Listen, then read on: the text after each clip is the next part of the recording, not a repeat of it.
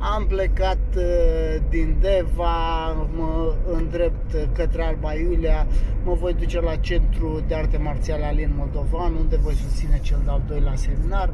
Mulțumesc băieților de la Deva care au fost prezenți la seminar, la sala Hajime, și mulțumesc pentru primirea călduroasă pe această cale.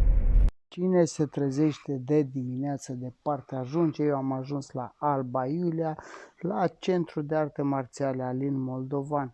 O sală foarte frumoasă, bine dotată, recomand cu încredere tuturor. Am început seminarul unde am întâlnit niște tineri foarte talentați. Mi-au plăcut foarte mult copiii care cu siguranță, dacă se vor ține de acest sport, vor reuși să facă performanță la cel mai înalt nivel.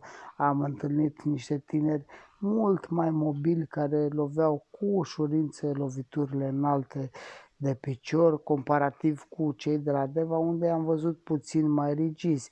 Aici am pus niște poze de la începutul seminarului și de la final. Vă mulțumesc și vă salut pe toți!